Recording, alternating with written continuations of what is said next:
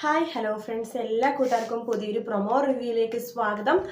അങ്ങനെ നമ്മുടെ ഷ്യാമിന്റെ ആ ഒരു വലിയൊരു ചതിയിൽ നമ്മുടെ ശ്രുതിയുടെ വീട്ടുകാരും വീണ്ടും പോകുക കേട്ടോ. ഷ്യാം മരുന്ന് കൊടുക്കാതെ അച്ഛനെ വീണ്ടും അസുഖത്തിലേക്ക് തള്ളിയിടും. എന്നിട്ട് അസുഖം കൂടി. അതിന് കാരണം ശ്രുതിയുടെയും ഷ്യാമിന്റെയും വിവാഹം പെട്ടെന്ന് നിശ്ചയം നടക്കാത്തതുകൊണ്ടാണെന്ന് പറയുമ്പോഴേക്കും അമ്മായി പറയാണ്, ഇനിയിപ്പോ ജാതകവും അതുപോലെ തന്നെ സമയം ഒന്നും നോക്കേണ്ടത് ഈ സെക്കൻഡ് ഇവിടെ നിശ്ചയം നടത്തണമെന്ന് പറഞ്ഞിട്ട് അപ്പൊ തന്നെ അമ്മായി നിശ്ചയം നടത്തുവായിട്ട് ഷ്യാമിന്റെയും അതുപോലെ തന്നെ നമ്മുടെ ശ്രുതിയുടെയും. അപ്പൊ അമ്മക്കും അതുപോലെ തന്നെ പ്രീതിക്കും അതിനൊട്ടും തന്നെ ഇഷ്ടമില്ല. അവര് പറയുന്നുണ്ട്, വേണ്ട ഇപ്പൊ വേണ്ട, നമുക്ക് പിന്നീട് മതി എന്ന് പറയുമ്പോൾ വേണ്ട വേണ്ട, എനിക്ക് എന്റെ ചേട്ടന്റെ ജീവൻ വലുതാണ്, ഇവളുടെ അഹങ്കാരം അല്ല വലുത്, അതുകൊണ്ട് ഇത്രയും പെട്ടെന്ന് നിശ്ചയം നടത്തണമെന്നിട്ട് പെട്ടെന്ന് തന്നെ നിശ്ചയം നടത്തുവാട്ടോ.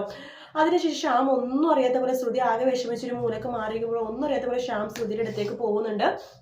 എന്നിട്ട് പറയുന്നുണ്ട്, ശ്രുതി തനിക്ക് വിഷമമായോ എന്ന് പറയുമ്പോൾ അങ്ങനെയൊന്നും ഇല്ല ശ്യാം സർ എന്ന് പറയാണ് ശ്രുതി.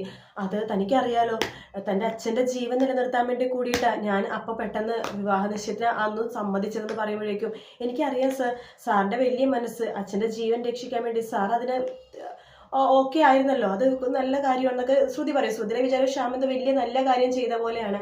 അങ്ങനെ ഷ്യാം ആണെങ്കിൽ പിന്നെ ശ്രുതിയുടെ വല്ലാത്തൊരു സ്വാതന്ത്ര്യമൊക്കെ കാണിക്കും കേട്ടോ. എന്തോ വലിയ ഭാര്യയായ പോലത്തെ ഒരു സെറ്റപ്പാണ് ഷ്യാം പിന്നീട് കാണിക്കണം. എല്ലാ കാര്യത്തിലും ഷ്യാം ശ്രുതിയുടെ ഇടപെടുകയൊക്കെ ചെയ്യും കേട്ടോ. അതേസമയം നമ്മുടെ ശ്രുതിനെ കാണാതെയും ശ്രുതിയുടെ സംസാരിക്കാതെ ഒക്കെ അശ്വിനാണെങ്കിൽ വട്ടുപിടിക്കാട്ടോ. കാരണം നാളെ മുതൽ ശ്രുതി ഈ വീട്ടിൽ വരില്ല.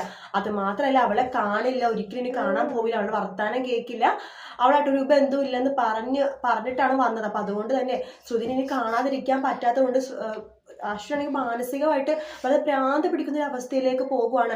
വീട്ടിലെല്ലാവർക്കും വഴക്കാട്ടോ. അപ്പൊ എല്ലാവർക്കും ചോദിക്കുന്നത്, എന്ത് പറ്റി അശ്വിനെ പെട്ടെന്ന് ഇങ്ങനെ ഒന്നും മനസ്സിലാവുന്നില്ലല്ലോ, കുഞ്ഞിനെ എന്ത് പറ്റിയെന്നൊക്കെ ചോദിക്കുമ്പോൾ അശ്വിൻ എനിക്ക് ഒന്നും പറ്റില്ല, എനിക്ക് ഭ്രാന്ത്, എല്ലാവരും ഒന്ന് റൂമിൽ നിന്ന് ഇറങ്ങി പോകുന്നൊക്കെ പറയും. അതിനുശേഷം അശ്വിനാണെങ്കിൽ ദേഷ്യം വരെ ആകെ ശ്രുതി മാത്രമല്ല, എവിടെ നോക്കിയാലും ശ്രുതിനെ മാത്രമേ അശ്വിനെ കാണുന്നുള്ളൂ.